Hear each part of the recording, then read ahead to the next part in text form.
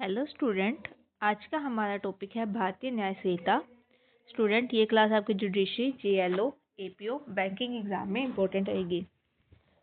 Student, ये आपकी BNS series भारतीय न्याय संहिता की जो आपकी सीरीज चल रही है उसका ही आगे ये कंटिन्यूशन है। ओके, प्रीवियस लेक्चर में हमने देखा कि आईपीसी से हमने बीएनएस कैसे प्राप्त किया, हमने क्या चेंजेस किए आईपीसी में, क्या चीज़ें हमने ऐड की और क्या चीज़ हमने रिमूव की कि हमें बीएनएस मिला। ठीक है, हमने देखा सेक्शन नंबर 1 जो आपकी बात करता है क्षेत्राधिकार की, मीन्स आपकी टेरिटोरियल जुडिक्शंस की बात करता है। ओके, सेक्शन नंबर 2 आपको डेफिनेशन प्रोवाइड करता है और आज हम देखेंगे अपने लेक्चर में सेक्शन नंबर 3। सेक्शन नंबर 3 हमें बताता है जनरल एक्सप्लेनेशन, साधारण स्पष्टीकरण। ठीक है, सामान्य स्पष्टीकरण या साधारण स्पष्टीकरण। स्टूडेंट, सेक्शन 3(1) आपको बताता है थ्रू आउट दिस संहिता, इस संहिता में कहीं भी, ओके, इस संहिता में कहीं भी अगर आपको कोई डेफिनेशन दी हुई है या फिर आपको कोई पैनल प्रोविज़न दिया हुआ है, मतलब आपको कोई पनिशमेंट वाला प्रोविज़न अगर मिलता है, तो कोई डेफिनेशन मिलती है या कोई पनिशमेंट वाला प्रोविज़न मिलता है, या फिर आपको कोई एग्जाम्पल या इलस्ट्रेशन आपको मिलता है। ठीक है, डेफिनेशन, पैनल प्रोविज़न या फिर आपका इलस्ट्रेशन अगर आपको कोई मिलता है, तो ये सारी चीज़ें आपकी क्या रहेगी, ये सारी चीज़ें आपके सब्जेक्ट टू रहेगी जिसके एक्सेप्शंस के। मतलब जब जब आप ये डेफिनेशन, पैनल प्रोविज़न या कोई भी एग्जाम्पल पढ़ेंगे, तो जो हमारे अपवाद दिए हुए हैं बीएनएस में, जो आपके बीएनएस में अपवाद दिए हुए हैं, मतलब आपका chapter section number 4, sorry students, section number 14। Okay, section number 14 अगर आप देखेंगे तो वहाँ से हमारे अपवाद स्टार्ट हो जाते हैं, यानी जनरल एक्सेप्शंस आपकी स्टार्ट हो जाती हैं। तो ये सारी चीज़ें आपकी इन अपवाद में, इन एक्सेप्शंस में रहेगी। ओके, जैसे आप बात करते हैं, आपने देखा कि बीएनएस में हम देखते हैं कि अगर कोई आपका चाइल्ड है, ठीक है, अगर कोई चाइल्ड आपका 7 ईयर्स से बिलो है, 7 साल से अगर कम का बालक है, अगर वो कोई ऑफेंस करता है, ठीक है, अगर वो कोई ऑफेंस करता है, तो हम ये मान के चलेंगे कि इस बालक ने कोई ऑफेंस नहीं किया है, हमने इसको क्या दिया है, हमने इसको एक्सेप्शन दी है, हमने इसको छूट दी है, तो ये हमारा अपवाद में आएगा। ठीक है, तो ये कि आपका एग्जाम्पल है, जैसे ये एक अपवाद है, उसी प्रकार जब हम जितने भी हम डेफिनेशंस देखेंगे, ठीक है, जितने भी हम डेफिनेशन देखेंगे या हम जितने भी पैनल प्रोविजंस देखेंगे, मतलब सज़ा के जितने भी आपके प्रावधान है वो देखेंगे, या कोई भी अगर हम एग्जाम्पल भी लेके चलते हैं, तो ये सारी चीज़ें आपकी क्या रहेगी, ये सारी चीज़ें आपकी एक्सेप्शंस के अंदर फॉल करेगी। ठीक है,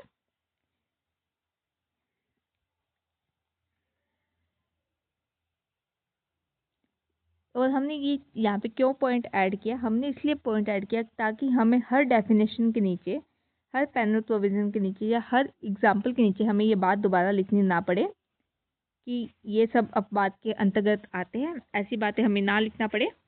इसलिए हमने क्या किया, हमने एक सेक्शन बना दिया, सेक्शन 3 सब सेक्शन 1 हमने बना दिया, जिससे हमने ये बात लिख दी है ताकि अब आप जितने भी आगे प्रोविज़न, सेक्शन, डेफिनेशन चाहे कुछ भी पढ़े, तो वो सब आपके अपवाद के अंदर इंक्लूड होंगे।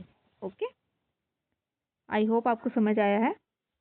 नेक्स्ट आपका सब सेक्शन 2 कहता है every expression which is explained in any part of this Samhita is used in every part of this Samhita in confirm it with the explanation। मतलब कि जैसे मैंने आपको डेफिनेशन प्रोवाइड कराई थेफ्ट की, ठीक है, चोरी की मैंने आपको एक डेफिनेशन प्रोवाइड कराई।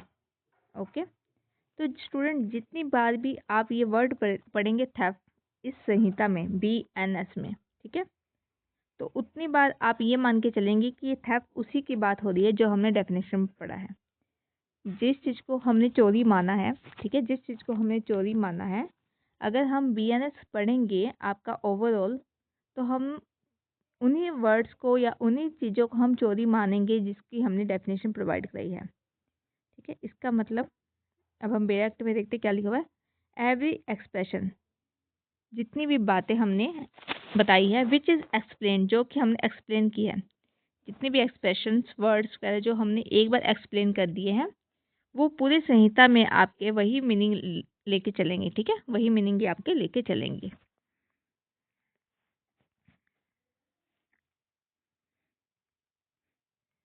नेक्स्ट आप देखेंगे सेक्शन नंबर 3।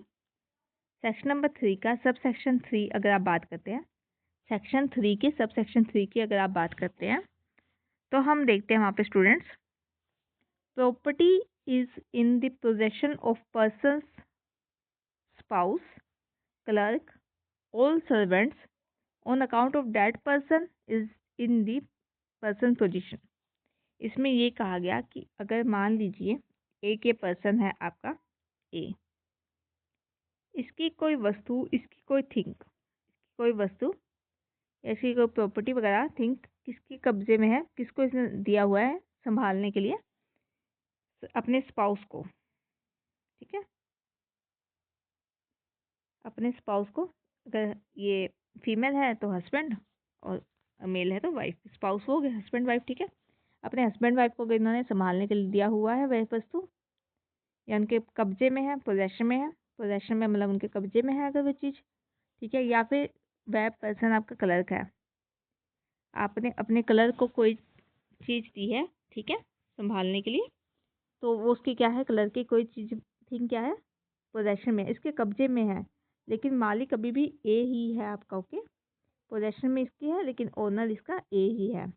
या फिर कोई सर्वेंट है, या फिर कोई सर्वेंट है, उसके कब्जे में कोई प्रॉपर्टी या कोई थिंग हमने रखी हुई है, तो अगर इन 3 पर्सन्स के पास, आपके इन 3 के पास कोई भी चीज़ अगर पोजेशन में है, तो हम ये मान के चलेंगे कि ये किसके पोजेशन में है, ये ए के ही पोजेशन में है। ठीक है, ये ए के ही पोजेशन में है। ओके, सेक्शन सब सेक्शन 3 आपकी ये बात करता है। इसके अंदर आपको एक्सप्लेनेशन में कुछ पॉइंट्स और रेफर किए हैं। इन्होंने बताया है आपको कि अगर कोई सर्वेंट आपका ऐसा है, ठीक है, या कोई क्लर्क आपका ऐसा है जो कि क्या कर रहा है, जो आपका वर्क कर रहा है, कैसे, टेम्पररी पर टाइम के लिए, ठीक है, टेम्पररी पर्पस के लिए, ओकेजन के लिए वो क्या कर रहा है, काम कर रहा है, मतलब कुछ महीनों के लिए काम किया उसने, 15 दिन 10 दिन काम किया, मतलब टेम्पररी कुछ समय के लिए उसने कार्य किया है अगर, तो हम ये मान के चलेंगे कि हाँ वह पर्सन भी आपका, वह पर्सन भी आपका क्या है, वह पर्सन भी आपका क्लर्क है या आपका सर्वेंट है। ओके, अगर इसने कुछ समय के लिए भी ऐसा काम किया है, क्लर्क के रूप में काम किया है, सर्वेंट के रूप में काम किया, तो हम मान के चलेंगे हाँ ये पर्सन उस समय के लिए आपका क्लर्क या सर्वेंट था। ओके, कोई डिफिकल्ट नहीं है, बेयर एक्ट की लैंग्वेज आपकी काफ़ी इजी है इसकी। ठीक है, नेक्स्ट है आपका sub section 4। In every part of this संहिता, इस संहिता के हर पार्ट में एक्सेप्ट, इसको छोड़ के, जहाँ पे हम इसके विरोधाभास अगर कोई बात करते हैं, कॉन्ट्रेरी अगर हम कोई इंटेंशन रखते हैं, उसको छोड़ के, to do act done extend also to illegal omission, अगर कहीं पे कोई कार्य किया गया है, अगर हमने कोई कार्य किया है, एक्ट किया है, तो इस एक्ट में हम इंक्लूड करके चलेंगे किसको, ओमिशन को। अगर मैं बात करती हूँ इसकी, तो हम मान के चलेंगे कि कार्य की डेफिनेशन में आपका इलीगल, इलीगल लोप भी आएगा, मतलब इलीगल आपका ओमिशन भी आएगा एक्ट के कार्य में। ठीक है, डेफिनेशन में पढ़ा था हमने कि एक्ट में आपका ओमिशन आता है, तो वही बात यहाँ पे इन्होंने रिपीट करके इस सेक्शन में आपकी लिखी हुई है। स्टूडेंट्स, मोस्ट इम्पोर्टेंट आपका टॉपिक अब आता है, वो है आपका सब सेक्शन 5। सेक्शन 3 का सब सेक्शन 5 आपकी बात करता है कॉमन इंटेंशन की। ठीक है, कॉमन इंटेंशन की ये आपकी बात करता है।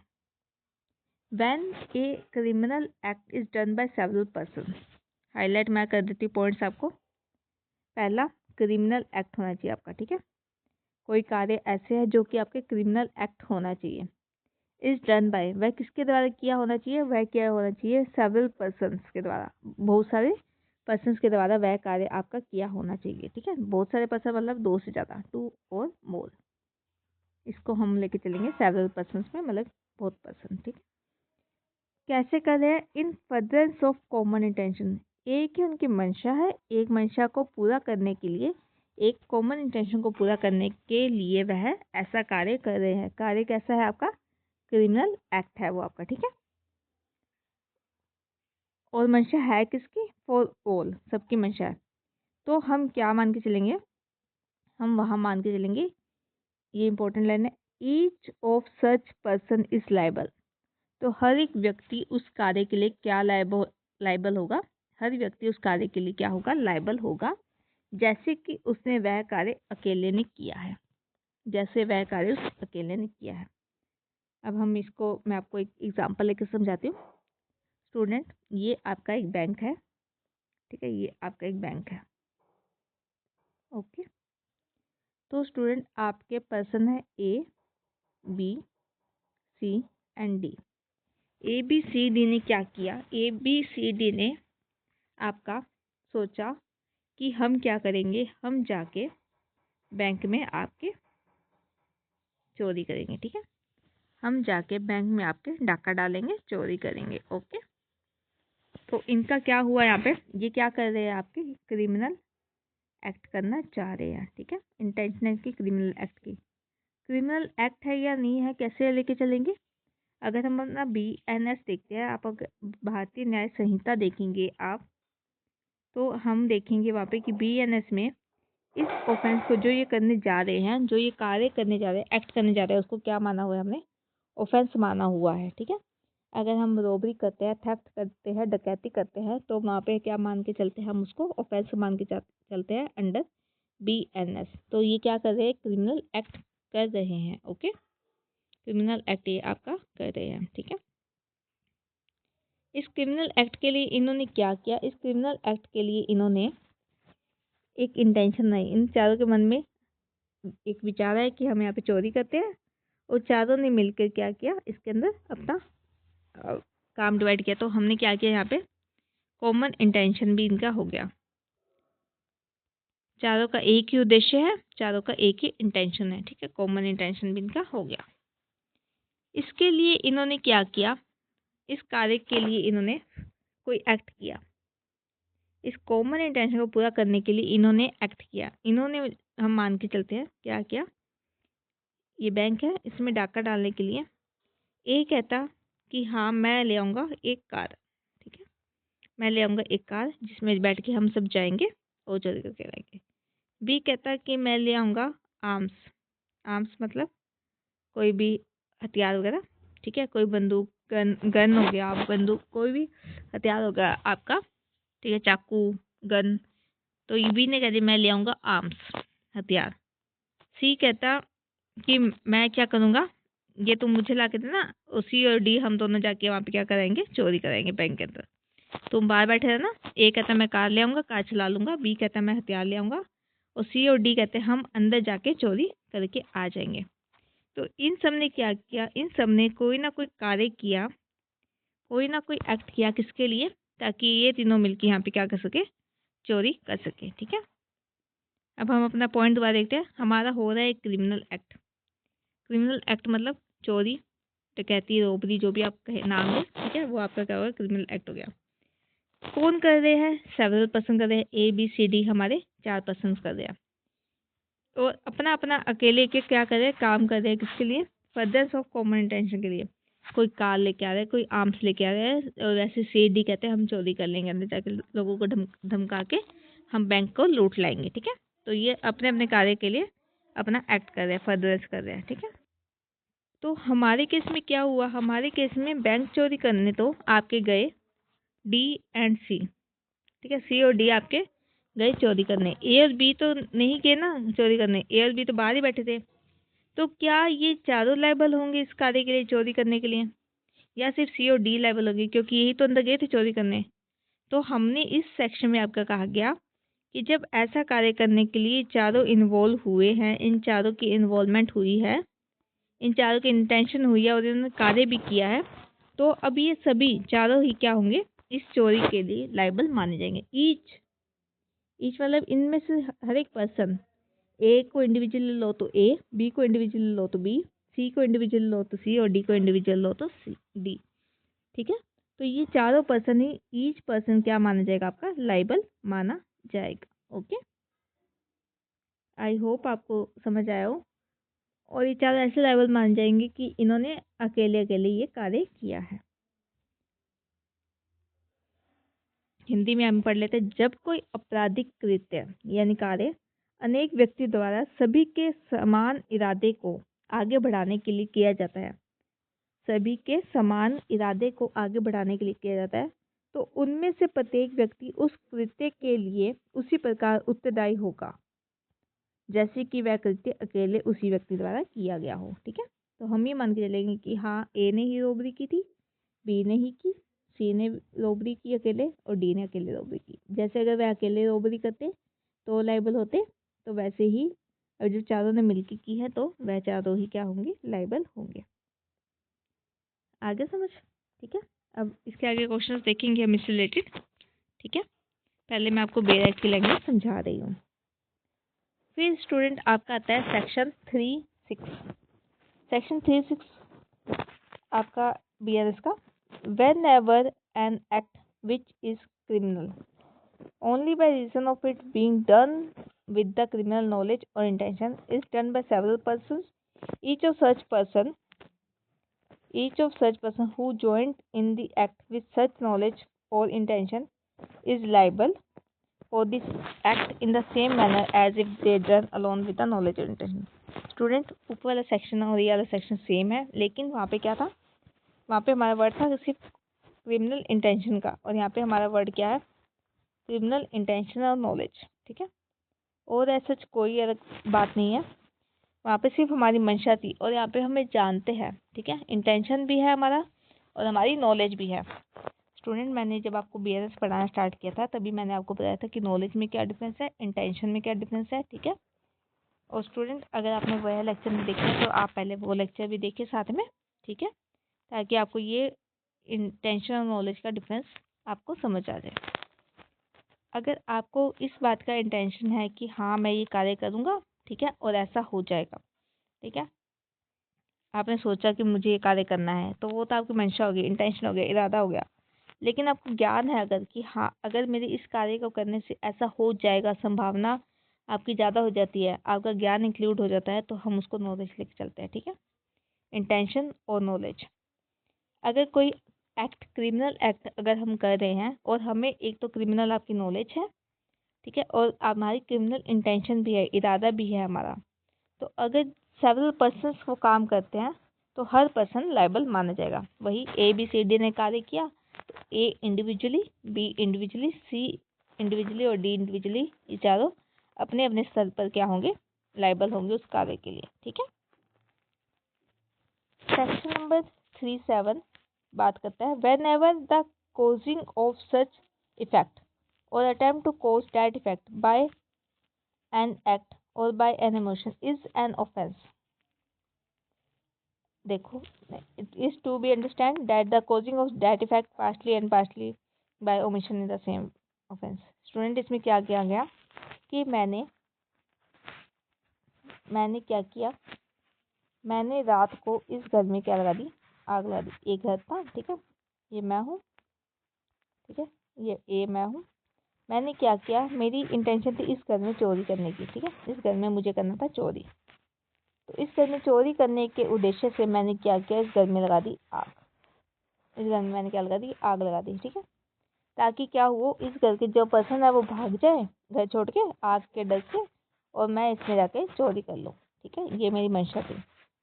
मैंने क्या किया, मैंने इस घर में लगाई आग। ठीक है, आग लगाने से क्या हुआ, रात को सब सो रहे थे, उन्हें पता नहीं लगा। ठीक है, रात को सब सो रहे थे, उनको पता नहीं लगा, और वह इस आग के धुएं से या जल कर क्या होगी, उनकी डेथ होगी। इनकी क्या होगी, डेथ होगी। यहाँ पे रहते थे B, C और D, 3 पर्सन आपके रहते थे, और मेरी इस एक्ट को करने से क्या हो गया, इनकी डेथ होगी। अब स्टूडेंट, अगर हम इस केस को लेके चलते हैं तो हम देखते हैं कि जो पर्सन है आपका, उसकी इंटेंशन क्या थी? उसकी इंटेंशन थी, उसका इरादा था कि मैं क्या करूँगा, मैं आग लगाऊंगा, ठीक है, और इस आग लगाने से क्या होगा, लोग भाग जाएंगे और मैं यहाँ से चोरी कर लूँगा आपका, ठीक है, आपकी रॉबरी कर लूँगी, ठीक है, मैं आपके यहाँ पे रॉबरी कर लूँगी। मेरी इंटेंशन क्या, या किसी यहाँ पे किसी को डेथ करने की थी?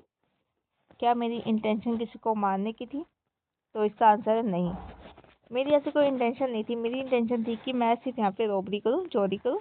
मेरी कभी भी इंटेंशन आपकी डेथ करने की नहीं थी, ठीक है। तो क्या अब मैं लाइबल, क्या ए पर्सन आपका लाइबल है डेथ के लिए, ठीक है, या ये सिर्फ लाइबल है आपका रॉबरी के लिए? बताओ, क्या ये डेथ के लिए लाइबल है, या ये रॉबरी के लिए लाइबल है, या ये दोनों के लिए लाइबल है? तो स्टूडेंट, सेक्शन नंबर आपका 3 सबसेक्शन 7 ये बात करता है, 3 सबसेक्शन 7 आपकी ये बात करता है कि अगर मेरे कोई एक्ट करने से उसका क्या हुआ, कोई इफेक्ट हुआ, ठीक है, इस कार्य करने से इफेक्ट हुआ कोई, और ये इफेक्ट ऐसा है कि हाँ ये इफेक्ट होना लाजमी था, ठीक है, ये इफेक्ट होना बनता था, तो मुझे क्या होगा, तो मुझे इस एक्ट की सज़ा तो मिलेगी मिलेगी, साथ में इस इफेक्ट की सज़ा भी मिलेगी। इस एक्ट की सज़ा तो मुझे मिलेगी मिलेगी, इस इफेक्ट की सज़ा भी मिलेगी। अगर मुझे पता था कि मैं आग लगाऊंगी और रात को आग लगाऊंगी, तो व्यक्ति तो रात सोए सोए होंगे ही, और आग लगाने से उनकी डेथ भी हो सकती है, ठीक है। रात को आग लगाएंगे, जिस दिन में तो चलो काम पे चले गए लोग, जागे होते हैं, आग लगती है पता लगता है, रात को सोए होते हैं नहीं पता लगता, ठीक है, लोगों को। तो इस ऐसे एक्ट करने से ये इफेक्ट भी हुआ, और इस एक्ट के का ये इफेक्ट होना बनता था, तो मुझे इस एक्ट की सज़ा तो मिलेगी मिलेगी, साथ में इस इफेक्ट की भी सज़ा मिलेगी। ओके स्टूडेंट, एक केस और एक मामला और इसके अंदर आता है आपका इलस्ट्रेशन। जैसे एक पर्सन है ए, वो एक घर में गया चोरी करने, ठीक है, एक घर में वो थेफ्ट करने गया, चोरी करने गया, ठीक है, और चोरी करते समय यहाँ पे एक फीमेल थी, ठीक है, यहाँ पे फीमेल थी, उसने फीमेल के साथ रेप का ऑफेंस कर दिया, रेप का ऑफेंस कर दिया। ये पर्सन यहाँ गया थेफ्ट करने, चोरी करने, ठीक है, और चोरी, ये घर में जाने के बाद वहाँ पे एक महिला थी जिसके साथ इसने रेप का ऑफेंस कर दिया। तो क्या ये पर्सन आपका थेफ्ट और रेप दोनों के लायबल होगा? हाँ, ये थेफ्ट और रेप दोनों के लायबल होगा। लेकिन यहाँ पे क्या केस आता है आपका, क्या थेफ्ट के अंदर आपका इफेक्ट था कि रेप हो सकता है? तो ये इफेक्ट इसका नहीं है, ठीक है, कि थेफ्ट करने जाए और वो रेप कर रहा है पर्सन, तो वो उसका थेफ्ट इफेक्ट नहीं माना जाएगा। तो ये सिर्फ थेफ्ट के लिए लायबल ना हो कि इन दोनों केस के लिए लायबल आपका हो जाएगा। ओके, ये आपका थेफ्ट के लिए और रेप दोनों के लिए लायबल हो गया। लेकिन अगर इसके साथ कोई और पर्सन गया, बी पर्सन गया, ठीक है, उस पर्सन ने ये थेफ्ट का ऑफेंस तो किया, इंटेंशन से वो थेफ्ट के साथ गया, पर उसने ये रेप का ऑफेंस नहीं किया, ठीक है। मतलब मैं दोबारा समझा देती हूँ आपको कि ए ने तो 2 ऑफेंस किए आपके, एक थेफ्ट के और एक रेप का ऑफेंस किया, ठीक है, लेकिन इसके साथ कोई पर्सन गया, बी पर्सन गया, उसने क्या किया, उसने आपका सिर्फ थेफ्ट का ऑफेंस किया, उसने रेप का ऑफेंस नहीं किया। तो ए अब लायबल है इन दोनों ऑफेंस के लिए, लेकिन बी सिर्फ लायबल है आपका थेफ्ट के लिए। क्यों? क्योंकि थेफ्ट करने का और रेप करने का आपका आपस में कोई वो नहीं है, ठीक है, आपस में इनका कोई लिंक नहीं है, ये दोनों अलग अलग ऑफेंस है। ऐसा नहीं है कि जो पर्सन थेफ्ट करने जाएगा वह रेप वाला ऑफेंस भी करेगा, ऐसा कोई ज़रूरी नहीं है, ठीक है, ये इसका आफ्टर इफेक्ट नहीं है। तो इसलिए हमने ए को तो आपका लायबल किया इन दोनों मामलों में, और बी को आपका लायबल किया सिर्फ थेफ्ट के मामले में। ये केस आप दोबारा समझिए, ठीक है, आई होप समझ आ गया होगा आपको।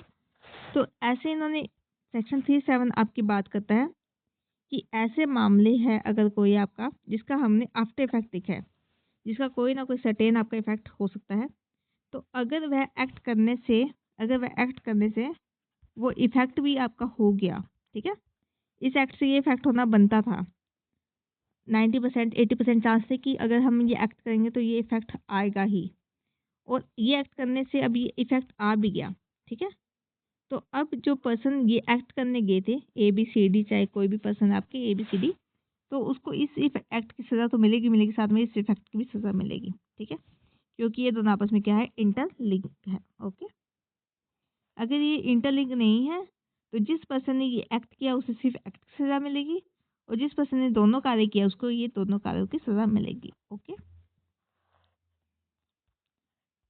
नेक्स्ट आपका आता है section 3(8). When an offense is committed by means of several acts, whoever intentionally cooperates in the commission of that offense by doing any one of these facts, either singly or jointly with any person committing that offense। मतलब वही बात मैंने आपको कहा कि ए ने कहा कि मैं कार ले आता हूँ, ए ने कहा मैं कार ले आता हूँ, बी ने कहा मैं आर्म्स ले आता हूँ, मतलब हथियार ले आता हूँ, और सी और डी ने कहा हम चोरी कर लेते हैं। तो अब इन पर्सन ये तो कहेंगे कि सर मैं तो कार ही लेकर गया था, मैंने कौन सा ऑफेंस किया, मैं तो उन्हें छोड़ के आ गया था बाहर से, मैं तो अंदर गया ही नहीं। आर्म्स वाले ने कहा कि सर मैंने आर्म्स इकट्ठे किए, तो आप मुझे उसकी सज़ा दो, चोरी की सज़ा ना दो। सी और डी कहते कि सर आप हमें सिर्फ चोरी की सज़ा दो, हमने ये आर्म्स इकट्ठे नहीं किए तो इसकी हमें सज़ा ना दो। तो ऐसा नहीं होगा। जब इन चारों ने मिलकर कोई ऑफेंस किया है तो अभी चारों ही लाइबल होंगे आपके। यही सेक्शन 3(8) आपका कहता है। जब कोई कार्य आपका सेवरल एक्ट से किया जाता है, ठीक है, तो हर पर्सन जिसने जो जो ऑफेंस किया है सिंगल या जॉइंटली, तो उन्होंने सबने मिलकर क्या किया, आपका ऑफेंस वो किया है। ठीक है, चाहे कोई एक कार्य कर रहा है चाहे कोई दो कार्य कर रहा है, पर मिलके उन्होंने ऑफेंस किया, तो अब सजा भी उनको पूरे ऑफेंस की मिलेगी। ओके,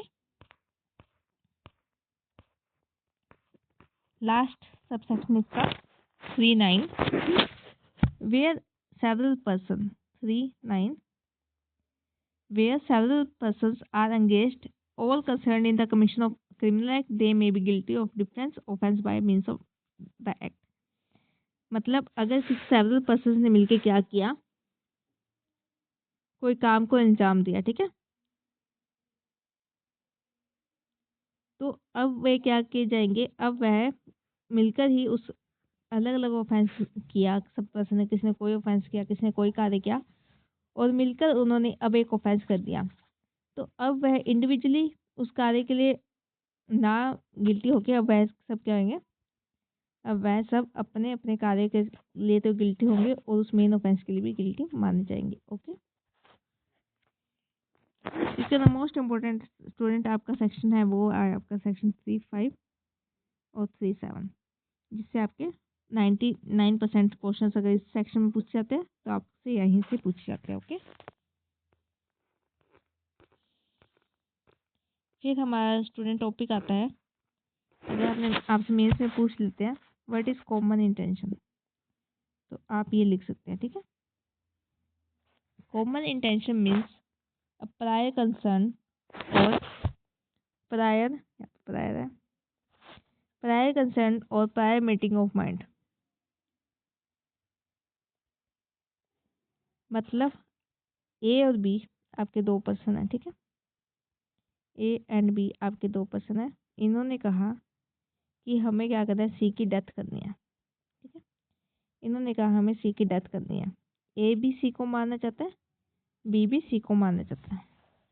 ठीक है, तो इन्होंने आपस में मिलकर कहा कि भाई ए तू भी सी को मारना चाहता है और मैं भी सी को मारना चाहता हूँ, तो क्यों ना हम दोनों मिलकर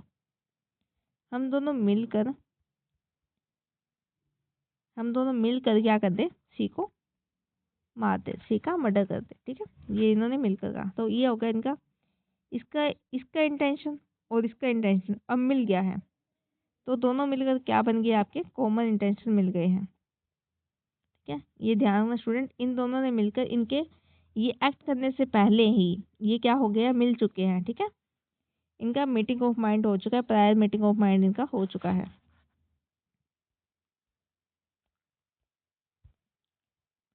पूर्व निर्धारित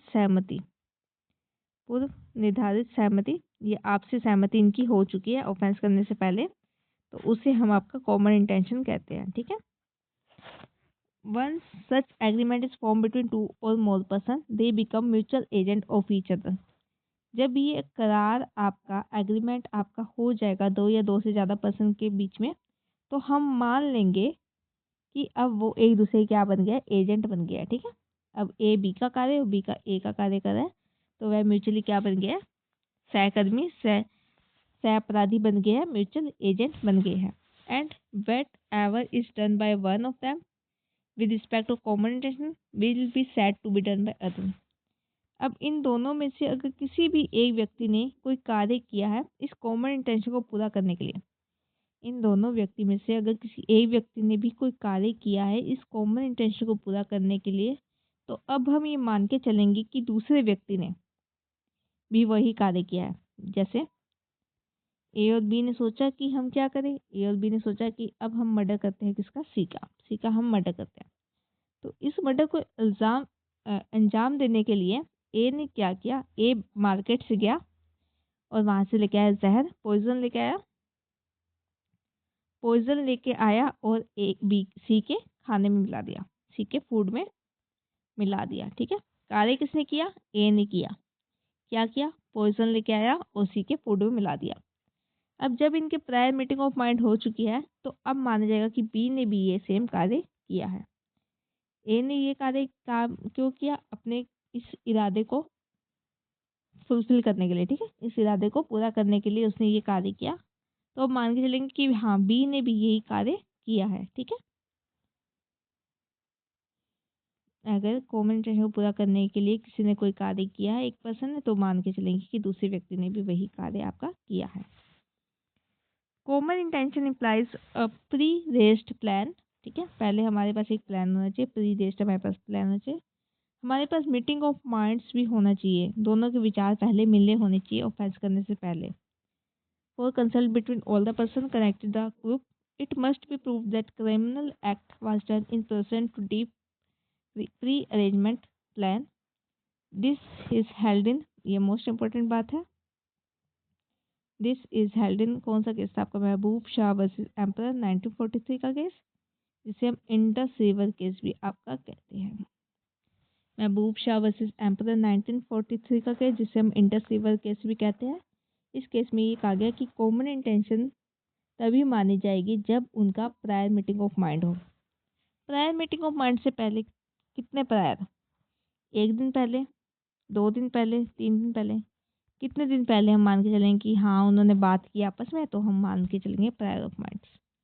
स्टूडेंट अगर देखिए ए और बी अगर मर्डर करने जा रहे हैं सी का, ठीक है, मर्डर करने जा रहे हैं सी का, तो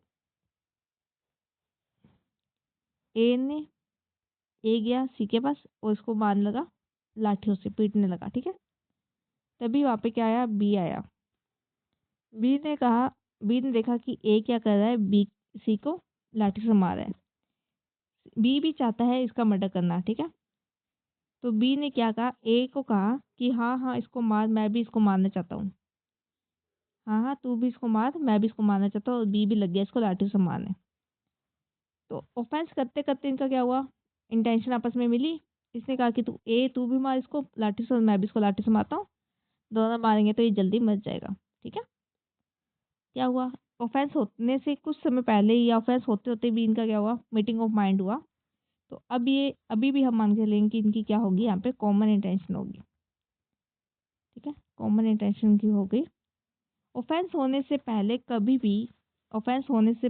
भी, अगर इनके माइंड्स मिल जाते हैं आपस में, दोनों मिलकर ऑफेंस करने को तैयार हो जाते हैं, तो हम मान के चलेंगे कि वहाँ पे क्या हो रहा है, आपका कॉमन इंटेंशन हो रहा है। ये बात आपकी कही गई थी महबूब शाह वर्सेस एम्परर में केस में। ठीक है, 3 सब सेक्शन 5 के अंदर फॉल करने के लिए प्रायर मीटिंग ऑफ माइंड होना चाहिए। प्रायर मीटिंग ऑफ माइंड का मतलब ये नहीं है कि एक दिन पहले, 2 दिन पहले या कब। ठीक है, ऑफेंस होने से पहले कभी भी अगर वो माइंड उनके मिल गए हैं तो हम मान के चलेंगे कि हाँ ऑफेंस आपका कॉमन इंटेंशन से ही हुआ है। ठीक है,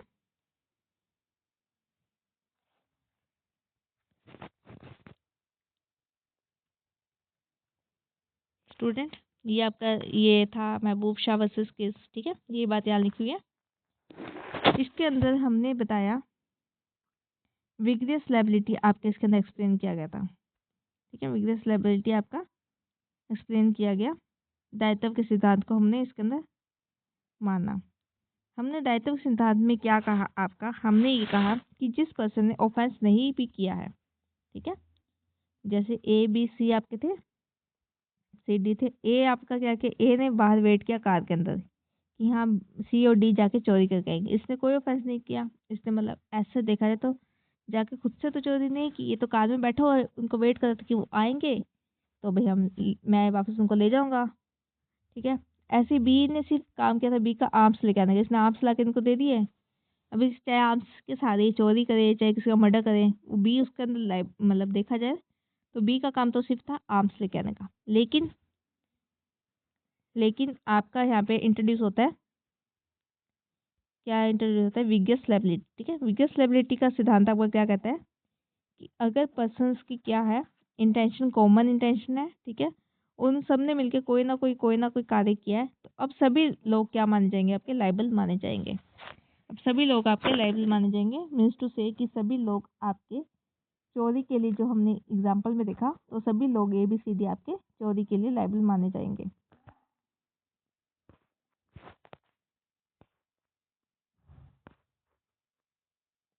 ठीक है, यही बात आपकी कही गई विगस लायबिलिटी में कि जरूरी नहीं है कि हम जिस पर्सन ने जो ऑफेंस किया उसी की सजा दे, ठीक है। अगर उस उनके अलग अलग एक्ट से अब क्या हो रहा है, अलग अलग एक्ट करने से हमारा ऑफेंस कमिट हो रहा है, तो इस फाइनल ऑफेंस के लिए अब ये तीनों पर्सन ही आपके लायबल होंगे, ये आपके आगे विगस लायबिलिटी, ठीक है। फिर स्टूडेंट आपका केस आता है Ashok Kumar versus state of Punjab 1977 का, और वीरेंद्र कुमार घोष वर्सेस एम्परर 1922 का, जिसे हम कहते हैं पोस्ट ऑफिस केस। स्टूडेंट ये वही केस है जो मैंने आपको अभी बैंक के रूप में बताया है। इसमें क्या हुआ था, इसमें कुछ पर्सन ने क्या किया, हेल्ड डेट डेट नहीं हेल्ड डेट, इसमें कुछ पर्सन ने क्या किया, इसमें कुछ पर्सन ने ये सोचा कि हम जाके पोस्ट ऑफिस को क्या करते हैं, लूटते हैं। इस ऑफेंस को करने के अंदर क्या हुआ, जब इन्होंने सोचा कि हम पोस्ट ऑफिस को लूटते हैं, ठीक है, तो इनमें से एक पर्सन था, उसने क्या किया, उसने जो पोस्ट मास्टर आपका था, पोस्ट ऑफिस का जो पोस्ट मास्टर था, उसको क्या कर दिया, गोली मार के उसकी क्या कर दी, डेथ कर दी, उसका मर्डर कर दिया। इस केस में ऐसा हुआ कि इस पर्सन ने क्या किया, इस पर्सन ने चोरी करते समय एक पोस्ट मास्टर को मार दिया आपका, ठीक है। तो अब बताओ स्टूडेंट, जो ए बी सी डी आपके थे, जो मतलब इस केस के अंदर जो ए बी सी डी आपकी चोरी करने जा रहे थे, उनमें से मान लीजिए आप बी ने क्या किया, बी ने मर्डर कर दिया। ये सब गए तो चोरी करने से थे, लेकिन बी ने क्या कर दिया, मर्डर कर दिया। तो क्या अभी सब चोरी के लिए लायबल है या एज सच आपके सिर्फ मर्डर के लिए लायबल है, ठीक है, चोरी के लिए लायबल है या फिर मर्डर के लिए भी लायबल ये है। तो इसके अंदर क्या कहा गया, several person if all are done in furtherance of common intention, each person liable for the result for them as if done by him. The court went on the whole that even if percentage nothing and turn outside the door, then also he will be liable if he share common intention. वही बात जो अभी तक हम case में देखते हैं कि अगर देखिए स्टूडेंट, इसमें क्या हुआ, मामले में हम गए आपका चोरी करने के लिए इस पोस्ट ऑफिस में, ठीक है। इस पोस्ट ऑफिस में हम गए चोरी करने, कौन, ए बी सी और डी, ठीक है। हम लेके गए थे अपने साथ हथियार, आर्म्स लेके हम गए, बंदूक के चाकू हम अपने साथ लेके गए चोरी करने के लिए। तो जब हम अपने साथ बंदूक चाकू ऐसे आर्म्स लेके जा रहे हैं, तो हमारी कहीं ना कहीं संभावना 99% तक हो जाती है, 90 से मान लीजिए 90 से 99% तक हमारी संभावना हो गई है कि हम क्या करेंगे, 90 से 99% तक की संभावना आपकी बढ़ गई है कि जब हमारे पास हथियार होंगे तो कोई ना कोई पर्सन तो, अब हम चोरी करेंगे, कोई ना कोई पर्सन तो हमें आके रोकेगा ही। अब जो कोई ना कोई पर्सन अगर हमें आके रोकता है और हमारे पास अगर हथियार है, तो वह हथियार का यूज़ होने की संभावना बढ़ गई है, ठीक है। हथियार नहीं होते तो हाथापाई हो जाती, हम भाग जाते या चोरी कर लेते, लेकिन जब हम हथियार लेके गए हैं और कोई हमें पर्सन रोकने आ रहा है, तो ऑब्वियस सी बात है कि हम उस पर हथियार का यूज़ तो करेंगे। और जब हम हथियार का यूज़ करेंगे तो डेथ होने की संभावना क्या हो जाएगी, आपका इस एक्ट का क्या हो जाएगा, वो एक इफेक्ट हो जाएगा। ठीक है, किसी पर्सन की डेथ होने की संभावना यहाँ पे बढ़ गई, तो ये क्या हो गया, इस एक्ट का आपका आफ्टर इफेक्ट हो गया। तो स्टूडेंट, जो ये पर्सन बाहर है अपने, जो अंदर चोरी करने नहीं गए, जैसे ए और बी आपके बाहर ही बैठे हैं, इन्होंने तो चोरी नहीं की अंदर जाके, ना ही इन्होंने मर्डर किया, तो क्या ए और बी अब आपके लायबल है? तो हाँ, ए और बी ऐसे लायबल है कि हम आर्म्स लेके गए थे, हमें पता था कि अगर हम हथियार लेके जाएंगे तो कोई ना कोई पर्सन क्या होगा, किसी ना किसी की तो डेथ होने की संभावना बढ़ गई। ठीक है, अंदर जाएंगे, एग्रेशन में आके हमने गोली चला दी तो संभावना बढ़ गई। तो अब इन चारों ने क्या किया, ऐसा ऑफेंस किया। ठीक है, तो अभी चारों ही क्या माने जाएंगे, आपके लायबल माने जाएंगे। ये आपका केस, ठीक है, वीरेंद्र कुमार घोष वर्सेस एम्परर 1995 का केस, जिससे हम पोस्ट ऑफिस केस भी आपका कहते हैं। इस केस में यही बात उठ के आई कि अगर आपकी संभावना है एक ऑफेंस के साथ दूसरा ऑफेंस होने में, तो चाहे जो पर्सन बाहर बैठ के वेट भी कर रहा है ना, बाहर खड़ा और वेट कर रहा है, तो वो पर्सन भी आपका लायबल माना जाएगा ऐसे ऑफेंस के लिए। ओके,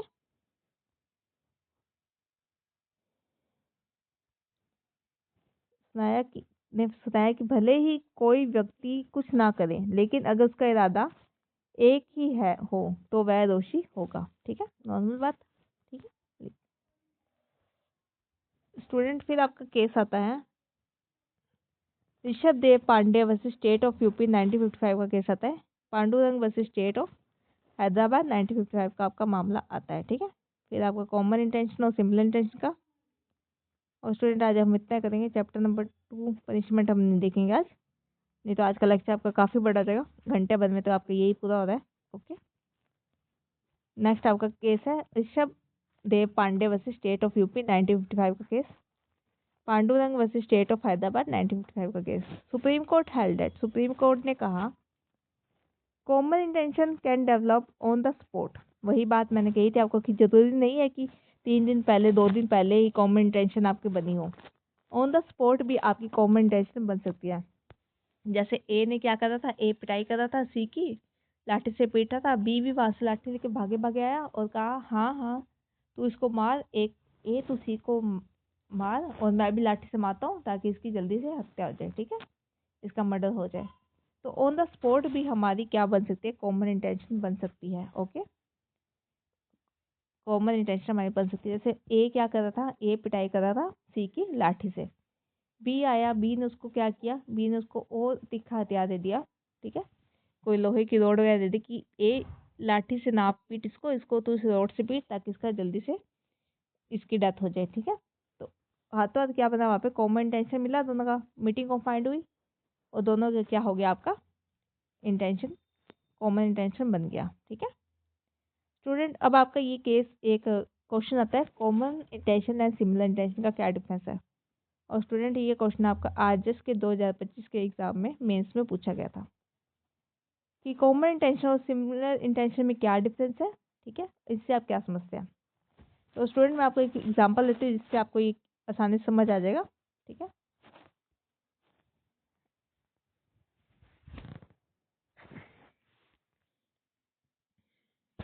हमने देखा कि कॉमन इंटेंशन, अभी तक हम पढ़ते आए, हमने क्या देखा कॉमन इंटेंशन में, हमने देखा कि क्या होता है, ए और बी आपके 2 पर्सन होते हैं। ठीक है, इन दोनों का इरादा तो एक ही होता है, सी को मारने का। ठीक है, ए भी सी को मारना चाहता है और बी भी सी को मारना चाहता है, ये तो इनका हो गया इंटेंशन। ठीक है, इंटेंशन अभी तक इन दोनों का इंटेंशन हुआ ही है। ए चाहता है मैं सी को मारूं, बी चाहता है मैं सी को मारूं। ठीक है, फिर इनको पता लगा, ए को पता लगा कि बी का भी ये इंटेंशन है, बी को पता लगा कि ए का भी ये इंटेंशन है, ए को पता लगा कि बी का भी ये इंटेंशन है, बी को पता लगा कि ए का भी ये इंटेंशन है। तो इन्होंने क्या किया, इन्होंने मिलकर अब यहाँ पे क्या बना ली, अपनी योजना बना ली कि हम दोनों मिलकर क्या करेंगे, सी को डेथ करेंगे, सी को मारेंगे। ठीक है, तो अब इनका क्या हो गया है, इनका मीटिंग ऑफ माइंड हो गया है, मीटिंग ऑफ माइंड हो गया इनका। ठीक है, मीटिंग ऑफ माइंड होने के बाद अब ये इंटेंशन आपकी क्या बन गई है, अब ये इंटेंशन आपकी कॉमन इंटेंशन बन गई है। ठीक है, अब ये आपकी इंटेंशन ना रह के आपकी कॉमन इंटेंशन बन गई है। वहीं पे स्टूडेंट क्या हुआ, ये तो केस आ गया आपका कॉमन इंटेंशन का। कि दोनों के माइंड मिले, ठीक है, दोनों ने मिलकर अब एक ही प्लान बनाया, उसी का डेथ कर दिया, तो वो आपकी कॉमन इंटेंशन होगी।